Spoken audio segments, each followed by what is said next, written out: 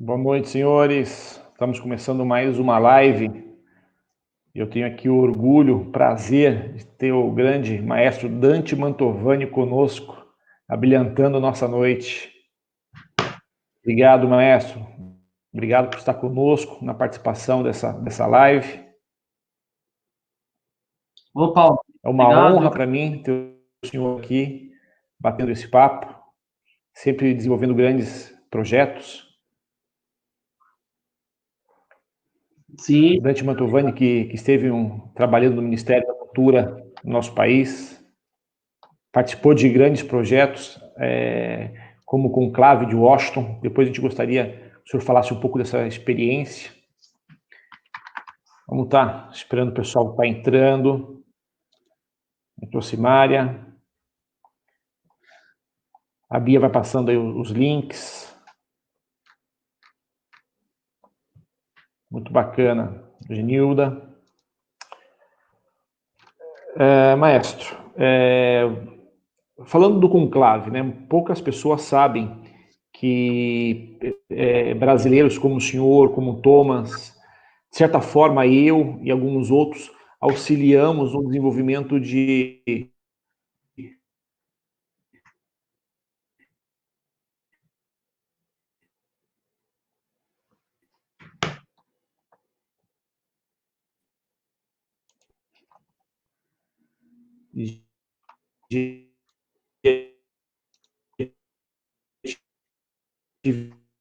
atividades fora.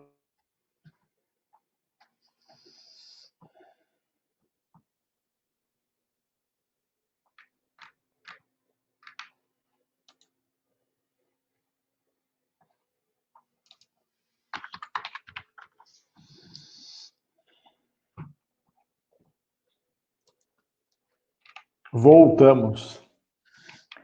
Eu acho que tentaram nos censurar. Será? Foi só falar do conclave para a democracia de Washington que parou, Pois caiu. pô. Na época também, eu lembro quando eu fui lá e falava disso, também caía tudo. Impressionante. Não, pô, impressionante isso. Como eu vinha dizendo, né? Então as pessoas, poucas pessoas do Brasil sabem que brasileiros precisaram trabalhar eventos fora do país para chamar a atenção das mídias internacionais, para demonstrar o desmando de governo que nós tínhamos instalado no Brasil. A farsa do PT, a farsa que estava instalada, né, e aparelhando todas as instituições brasileiras, precisou ser alertada através de eventos fora do país. E o conclave de Washington foi um deles, né? Eu me preparei para estar visitando Washington, para estar indo com o Thomas, para estar indo com a Vivi. Eu não consegui ir. O Thomas foi, o senhor esteve lá. Eu participei do evento aqui no Brasil, né? Nós tivemos uma reunião aqui em São Paulo com alguns militantes e de lá nós interagimos com o conclave de Washington. Eu gostaria que o senhor passasse um pouco dessa experiência que nós, de certa forma, participamos juntos, o senhor lá e eu aqui, para aqueles que estão nos assistindo, para saber um pouco da guerra, né, das lutas que nós travamos em favor da democracia brasileira. Pois é, caro Paulo. Em primeiro lugar, agradeço mais uma vez a oportunidade de estar aqui conversando contigo, um interlocutor, empresário, um homem público aí de muitas qualidades e de muita vontade de fazer a diferença, né? Eu faria uma ressalva de que nós estamos nessa luta antes até do conclave. Em 2014, o senhor foi candidato a deputado estadual, não é? Com um lema muito engraçado, foi o raio privatizador, né? E eu ajudei isso mesmo. E tal, até já nessa época tivemos essa colaboração. E estivemos juntos também nos carros de som, na Avenida Paulista, nos protestos contra o PT, contra o Foro de São Paulo. Sim. Na época aí que muitas vezes estava lá também, e que depois eles viraram tucanos, mas foi antes deles virarem tucanos. Mas, enfim, isso aí são outros carnavais, e vamos falar aí, então, da importância do Congresso para a Democracia. Realmente foi bem lembrado. Eu tenho uma atuação muito dinâmica, né? Faço bastante coisa, às vezes a gente acaba esquecendo, mas esse foi um momento muito importante para o Brasil, porque foi exatamente o que você falou. Algumas poucas pessoas, poucos patriotas, né, que deram o sangue para aquilo acontecer, como o próprio Dalmo, né? Esteve lá o professor Lauro Carvalho, Tomás Korontai, Sim.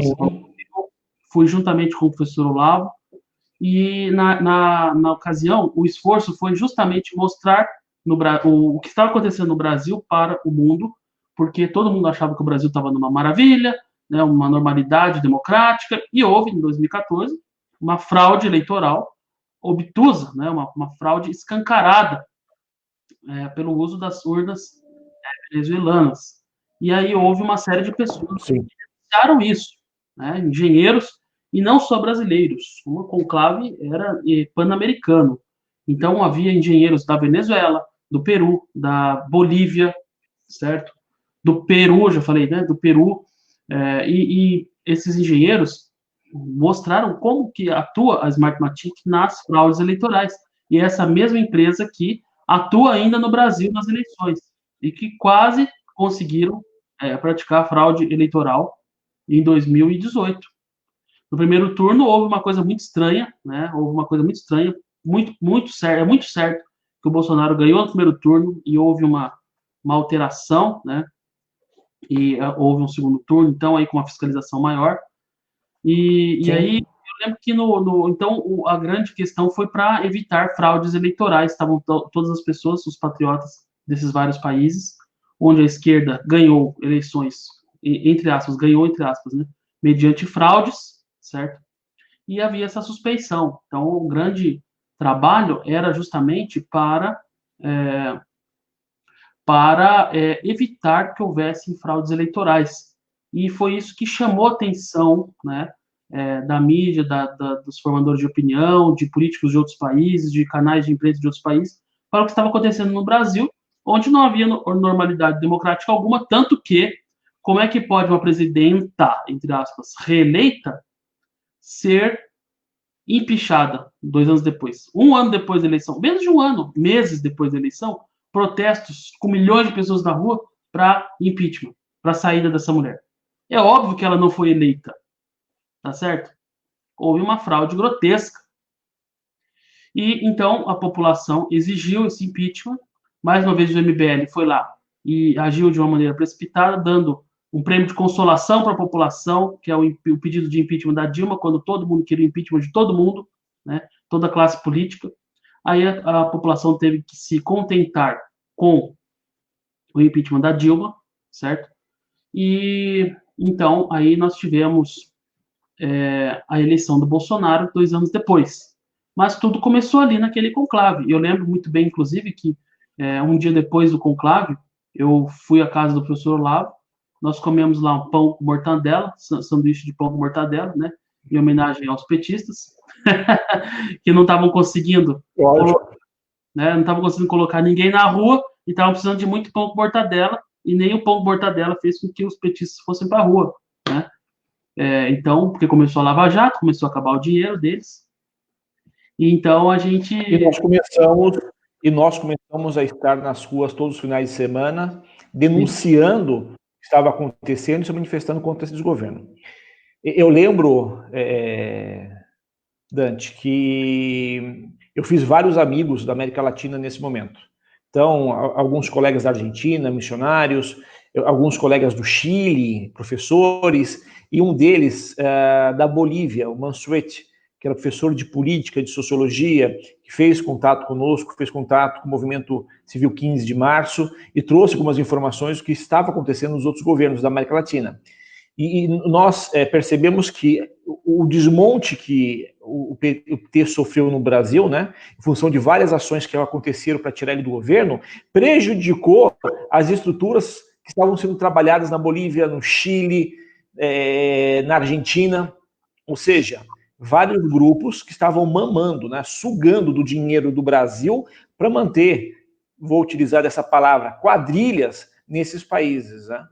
E o foro que aconteceu lá em Washington, conclave, perdão, o conclave que na sequência aconteceu em Portugal e depois o que aconteceu aqui em São Paulo, se tornou o evento de denúncia do problema que nós tínhamos, que estava sendo ocasionado pela Smartmatic, que era a empresa que fraudava as urnas eletrônicas, e também por esse arranjo de grupos políticos que se comunicavam e que se ajudavam na América Latina.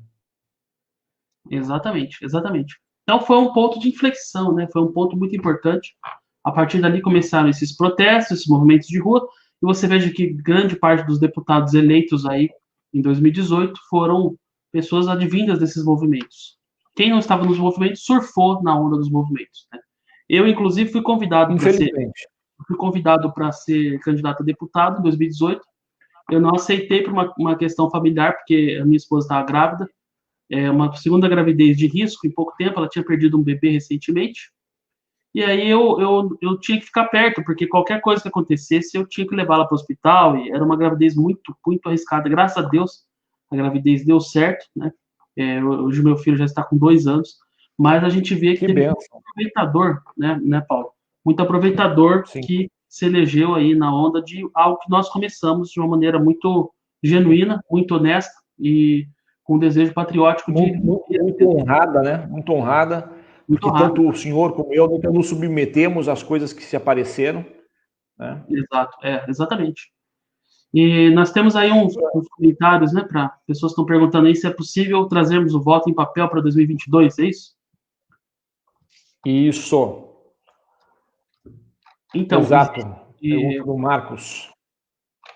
Eu sei que existe um projeto, né, para que o voto seja impresso em 2022, mas está parado aí na Câmara, está parado. Exato. E eu acredito. Sim.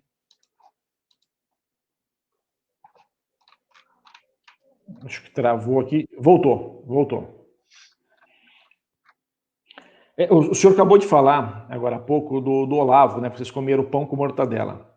Eu comentei uma vez com o professor Olavo que eu gosto de tomar café numa cafeteria aqui no centro de Campinas, chamado Café Regina. E aí ele lembrou que quando ele trabalhou como jornalista aqui na região, ele também tomava café lá. Todas as vezes que eu entro no Café Regina para tomar café, eu lembro do professor Olavo de Carvalho. Ah, sim, ele é de Campinas, né? Sim. O Jair passou por Campinas, o Olavo é de Campinas. Eu fico muito feliz de estar aqui numa região de figuras ilustres, né? E renovadoras da política brasileira. Fico muito feliz. E uma pena o pessoal aqui, ó, falando, ó, o bispo, Noroeste Paulista. Não entendi, desculpa. Não, pode falar, depois eu falo. Fugiu a voz, professor. Ok. Ó, o bispo diz o seguinte: o Noroeste Paulista aqui. Somos Dante na cultura. Eu também sou Dante na cultura. Maestro, conta pra gente um pouco da sua experiência lá no Ministério da Cultura, à frente da Funarte, à frente de vários projetos que o senhor desenvolveu com grande proeza, com grande êxito. Excelente. Bom, foi uma experiência muito engrandecedora, uma experiência muito estimulante. Aprendi muito, né, trabalhando dentro do governo Bolsonaro. Foi uma honra servir o governo do presidente Jair Bolsonaro, servir ao meu país. Em primeiro lugar, é isso, né, que se trata. Eu fui para isso mesmo. Eu não tive nenhuma vantagem financeira de trabalhar no governo, pelo contrário, tive prejuízo financeiro, né? Mas eu fui por uma questão de patriotismo, tá? E fui achincalhado pela mídia. E sabe por que eu fui? Eu fui um propósito, um ideal. Das pessoas que trabalharam no governo Bolsonaro, eu acho que só eu fui a pessoa mais achincalhada depois do Olavo de Carvalho, né? Apesar que o Olavo não trabalha no governo, mas por ter alguma relação, né, ser um apoiador do governo, foi achincalhado pela mídia. E eu fui uma pessoa talvez mais achincalhada, sabe por quê, Paulo? Porque eu tenho um currículo acadêmico impecável, eu tenho mestrado, tenho doutorado em arte, e isso na direita ninguém tem. Então eu sou a pessoa da direita mais qualificada para exercer os cargos da cultura. E a narrativa da esquerda é que na direita as pessoas são ignorantes, são toscas, não têm informação, logo não podem assumir cargos da cultura. E como eu tenho toda a qualificação, então a grande mídia fez um trabalho de calúnia, de difamação, de assassinato de reputação comigo, porque eu era a pessoa com o currículo mais forte, entendeu? E com muitas realizações na área da cultura também. Não só a parte acadêmica, mas também a parte prática. E também, como você, sou das iniciativas privadas e tenho habilidade de gestão. Então, a minha pessoa, simples existência da minha pessoa, com as minhas habilidades, desmonta toda a narrativa da esquerda para a cultura. certo? Perfeito. Começa Perfeito. por aí. Por isso que eles bateram mais em mim, foi desproporcional. Eles bateram mais em mim do que no Roberto Alvim, eles bateram mais em mim do que no Sérgio Camargo, bateram mais em mim do que na Regina Duarte, bateram mais em mim do que em todo mundo. Só a única pessoa que apanhou mais que eu foi o próprio presidente Bolsonaro, entendeu? É verdade.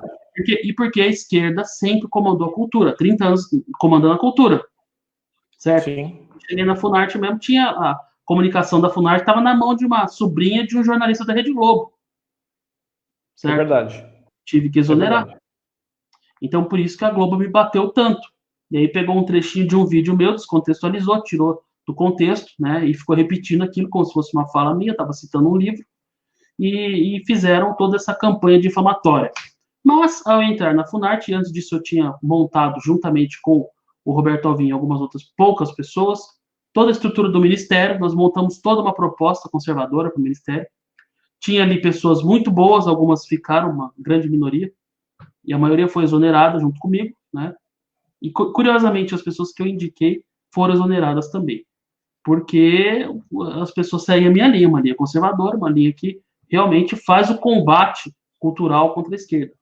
Eu sei combater a esquerda, né? E aí E colocaram no trabalha muito bem com isso, né? Trabalha muito bem. A mas gente ficou muito feliz quando você teve lá nomeado, sabendo que o trabalho estava sendo muito bem desenvolvido, né? Não só eu, mas como todos aqueles que estão aqui assistindo a live que concordam comigo. Ah, sim. Então, mas o que acontece é o seguinte: como que eu combato a esquerda na cultura? A esquerda usa a cultura para uma finalidade político-propagandística, certo? E para isso, Certo, eles perfeito. precisam destruir a inteligência das pessoas, precisam destruir a cultura das pessoas. É curioso, né? Eles querem a cultura, mas para destruir a cultura, entendeu? Porque esse é o Sim. pensamento revolucionário. O pensamento revolucionário é que você tem que destruir tudo para colocar sei lá o que no lugar, né? Qualquer porcaria no lugar. Então eles acham que arte é o quê? É contestar, é destruir o que já existe. Então você na música, por exemplo, você pegar e a obra de um Beethoven, né, com um grande gênio, e você jogar no lixo porque você tem que botar sons de peidos, som de arroto, som de porta batendo, tem o mesmo valor que a obra de Beethoven, entendeu? Para a esquerda é isso, é Beethoven e o som de arroto tem o mesmo valor. É o E relativismo. para quem tá nos assistindo, esse exemplo não é só um mero exemplo, é uma realidade que acontecia e que, diante do contexto, é refutado e é combatido pelos trabalhos que o maestro Dante desenvolveu e por outros, né? Então, isso aqui não é simplesmente um qualquer exemplo, não, isso é o que acontece de fato quando tem a turminha da esquerda lá nos trabalhos dentro da cultura. É feito eventos dentro desse modelo. Infelizmente, é exatamente isso que acontece. É, Desculpa. exatamente isso. Não, tudo bem. Mas... É exatamente isso que acontece, Paulo. E como que eu combato isso? Eu combato isso ensinando arte e técnica. Por exemplo, o projeto que eu criei, que é o melhor projeto cultural, que se fosse feito, né, no Brasil, seria o melhor projeto cultural da história do governo, que é o SINOS, Sistema Nacional de Orquestras Sociais. Consiste em você Perfeito. criar, em toda a cidade do Brasil, um núcleo de ensino de atividades orquestrais, atrelado ao sistema educacional municipal. Então, teria uma orquestra-escola em cada cidade do Brasil. Isso atrai as crianças, os jovens, profissionaliza nos instrumentos sinfônicos são dezenas de instrumentos diferentes. E uma criança ou um jovem, para tocar um violino, ele precisa de 2 anos de estudo de técnica pura. Não há É isso aí. espaço para ideologia. Entendeu, Paulo? Eu Então, acompanho meu filho dentro de casa fazendo barulho, é exatamente isso mesmo. é assim que se combate a esquerda. A esquerda quer botar ideologia dentro da arte. Nós temos que fazer o caminho oposto. Nós temos que ensinar técnica e trazer, Sim. criar um mercado para a arte. Uma vez que você tem a técnica, tem a boa formação, o mercado surgirá espontaneamente, porque as pessoas perceberão. É um ativo Exato. educacional, é um ativo cultural, é um ativo turístico, tá? Que vai atrair pessoas para as Sim. cidades, né? Para as pequenas cidades, por exemplo, outro projeto que eu lancei, sistema de apoio a bandas de coreto, que as bandas tocando na praça, as pessoas vão lá, as famílias reforçam os laços, consomem dos produtores, o pipoqueiro, a sorveteria, gira toda uma economia, entende? Através da música, da cultura, economia criativa. E, Então, é assim que e você é muito combate. interessante esse projeto.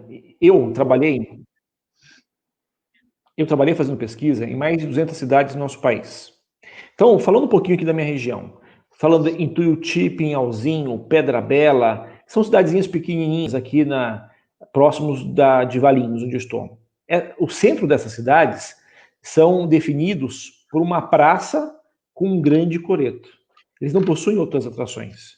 Um projeto como esse traria um renovo ao centro desses pequenos municípios, não só no desenvolvimento cultural, mas no entretenimento do final de semana, né? Visto que as estruturas desses pequenos municípios possuem condição de promover eventos do gênero que o senhor está trazendo aí as informações. Exato. Então, como que se combate a esquerda na cultura? Com técnica e com o mercado. Você oferecendo arte, técnica e criando mercados. Aí você fica livre das amarras ideológicas da esquerda.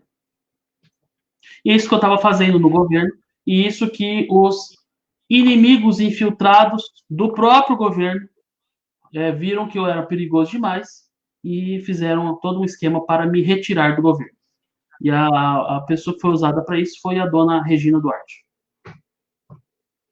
Aqui nós temos uma pergunta, eu acho que é muito bacana. Ó. Qual a possibilidade dessas indicativas serem promovidas pela iniciativa privada? Bom, eu tenho como modelo, Paulo, e como que é o nome da pessoa que perguntou? Lucas Lima. Lucas Lima, eu tenho como modelo a Áustria. Eu estive na Áustria há 3 anos atrás e eu fiquei maravilhado com a forma como eles conseguiram criar um mercado. Tudo bem que eles têm já uma cultura lá de séculos, mas eles precisaram ter uma postura ativa para organizar isso enquanto um mercado. Então, assim, vai gente do mundo inteiro para a Áustria para assistir concertos sinfônicos, para assistir temporadas de ópera. Isso é um trabalho de administração, é um trabalho de marketing, um trabalho de investimento. A Wiener Staatsoper, que é a ópera estatal de Viena, é, como o próprio nome diz, um órgão estatal do Estado, é do governo federal da Áustria, tá? E tem uma administração mercadológica fortíssima, Paulo, fortíssima, fortíssima. Eles vendem temporadas com anos de antecipação. Trazem os melhores artistas, investem na formação de artistas, investem nos corpos estáveis, né? É um investimento tremendo, movimenta em torno, eu fiz os levantamentos, 120 bilhões por ano esse mercado. Desculpe, 120 bilhões de euros. Sabe a diferença entre 120 bilhões de euros para 120 bilhões de reais, né, pessoal? Então, 120 bilhões de euros dá em torno de 600 bilhões de reais com arte / música. Vocês estão entendendo? A Áustria é um país que é menor que o estado de São Paulo. Vocês estão entendendo o tamanho do potencial que esse país tem para o crescimento cultural? E ninguém vê isso, ninguém quer ver isso, querem só colocar ator da Globo, né, para deixar a cultura nas mãos da Rede Globo para sempre. Então, a gente precisa mudar essa visão. O Marcos faz a seguinte observação. O Marcos faz a seguinte observação. Olha, eu tenho um conhecido que desenvolveu um projeto cultural por bandas de fanfarra, conseguiu estabelecer em 4 cidades. Rio, Taubaté, Atibaia e Guarulhos. Projeto de bandas de fanfarras por escolas. E aí, mais abaixo, ele diz, nessas cidades que citei, no projeto do meu amigo, já são da iniciativa privada. Nos serviços que eu desenvolvi junto a determinadas fundações, entre elas a Fundação Paulista, eu participei da organização de alguns projetos que tiveram depois atribuições dentro da cultura. E eu vejo que tem muito empresário querendo ajudar o município. Eu vejo que tem muitas empresas com disponibilidade para auxiliar o município na organização de projetos da educação e da cultura. Qual é o medo dessas empresas? É de abrir o precedente, de tentar se envolver e o recurso que elas forem destinar, que os trabalhos que elas forem alavancar, venham ser destinados da forma equivocada, da forma errada. Então, eu penso que dentro daquilo que o Dante trouxe e diante do que nós temos no país, eu vejo grande possibilidade de utilizarmos sim da iniciativa privada, mas nós não podemos deixar o Estado de fora nessa participação e essa parceria seria a grande alavanca, pelo menos é o meu ponto de vista, um desenvolvimento sadio e perene das atividades, para utilizarmos do mercado, né, desse grande mercado, como o Dante está falando para a gente, para não só alavancar a cultura, mas também para ajudar a alavancar a economia, que seria, eu acho, o grande ponto, a questão mais relevante. Maestro, domingo agora, nós presenciamos, eu particularmente vi pelas redes sociais, não assisti a televisão, imagens horríveis de pessoas que dizem defender a democracia, mas na verdade estavam atacando pessoas, afrontando a polícia, estavam quebrando todas as estruturas que trazem suporte à democracia. No meu ponto de vista, aquilo que aconteceu na Avenida Paulista e em outros lugares do nosso país foi um ato de vandalismo, de pessoas que foram organizadas propositalmente para fazer o medo, para trazer o caos. Os antifas nada mais são a representação de tudo aquilo que é antidemocrático no Brasil e no mundo. O que o senhor tem a dizer dentro de uma curta análise sobre o ocorrido no domingo? Bom, o que nós vimos é o seguinte: a esquerda sempre trabalhou com caos, com a violência. Ele sempre tem uma linha institucional e uma linha subreptícia, criminosa. Em determinados momentos, eles precisam trazer à tona essa linha criminosa, né, esse quebra-tudo, esse quebra-pau, para provocar a desordem, para melhorar aí a posição estratégica deles na política permitida, digamos assim, legal. Essa estratégia foi desenvolvida por Lenin, já na década de 1920. Né? Então, o Lenin já dizia que todo movimento comunista tem que ter uma face polida, civilizada, e uma face criminosa. Então é isso que está acontecendo. A esquerda está soltando os seus cães agora para provocar caos e desordem, para tentar desestabilizar o governo Bolsonaro, que tem um amplo e maciço apoio popular. Essa quarentena, esse exagero de quarentena, proibir as pessoas de sair de casa, já foi para evitar manifestações, porque eles querem derrubar o presidente no tapetão, certo? Porque o presidente Bolsonaro, né, de uma maneira muito geral, acaba com os planos deles, né? Assim, é uma pedra no sapato para eles querem remover essa pedra no sapato de qualquer maneira, eles querem voltar ao poder porque eles querem o dinheiro que secou as fontes deles, né? Então, você tem que se olhar muito atentamente quem está financiando esses grupos. Eu tenho certeza absoluta que é dinheiro vindo do exterior, tá? Porque aqui eles não estão conseguindo roubar mais, antes eles roubavam para financiar esse tipo de coisa. Agora eles devem estar recebendo recursos do exterior para provocar essas manifestações de baderna e desordem. E o intuito é enfraquecer o governo e eles vão chegar no seguinte ponto: quando alguém reagir a uma agressão, aí eles vão enfocar essa pessoa que reagiu e vão colocar como o problema, entendeu? Isso aí vai acontecer em breve. Se algum policial, se algum bolsonarista, alguém revidar uma agressão, vai vir 10 caras bater num patriota. Aí se o cara revidar, se o cara der um tapa, aí esse cara já vai ser estigmatizado, para mostrar a direita como os bolsonaristas são reacionários, violentos, são terroristas, né? Até lá, deixa a esquerda quebrar tudo, matar quem quiser. Esse é o senso de proporcionalidade que essa gente possui. E eles praticam um preceito chamado guerra assimétrica. Guerra assimétrica é aquela guerra na qual um lado pode Sim. tudo, outro lado não pode nada. Outro lado só pode apanhar e tem que agradecer porque está apanhando aí. Entendeu? Então, é isso que está acontecendo. Esses antifas são exatamente a tropa de movimento esquerdo comunista. Enfim.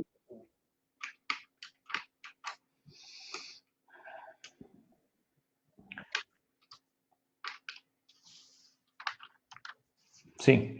E a população está entendendo isso, né?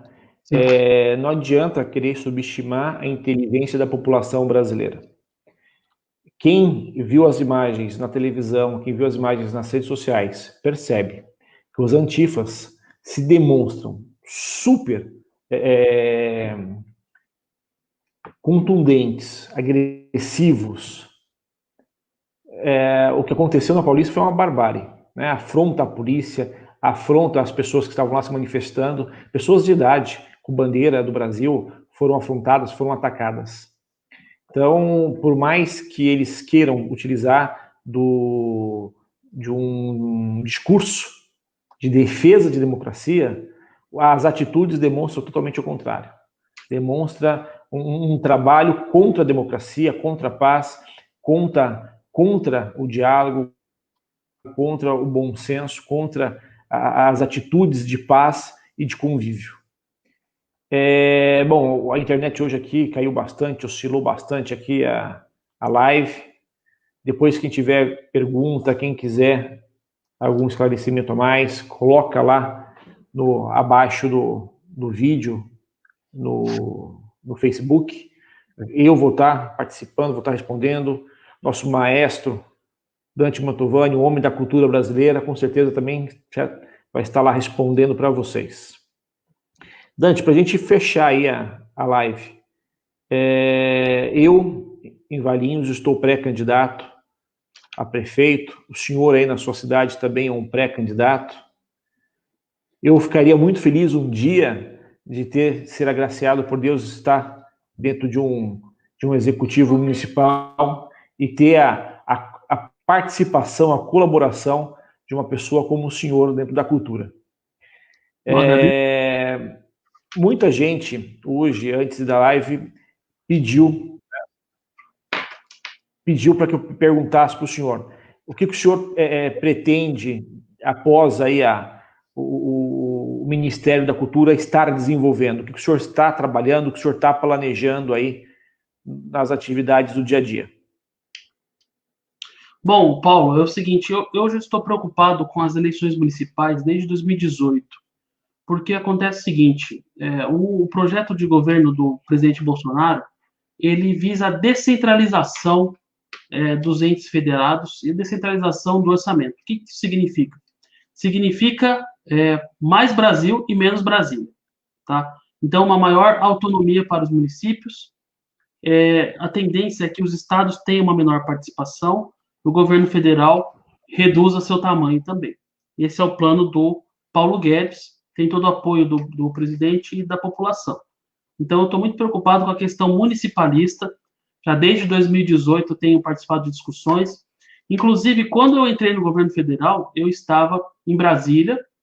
No dia que eu recebi o convite formal para entrar no Ministério da Cultura, eu estava em Brasília num evento municipalista, num evento de técnicos em campanhas eleitorais municipais. Eu já estava preocupado com as eleições municipais, porque é preciso uma renovação nos quadros de prefeitos e vereadores agora em 2022, porque um problema muito grande que nós temos que enfrentar, Paulo, é esse problema da nossa Constituição socialista. Nossa Constituição ela tem um monte de dispositivos socializantes que implementam o socialismo na prática. Isso precisa ser mudado. Sem uma base ampla de prefeitos e vereadores para discutir isso, essa mudança constitucional, nós vamos continuar vivendo aí as arbitrariedades de uma Constituição socialista.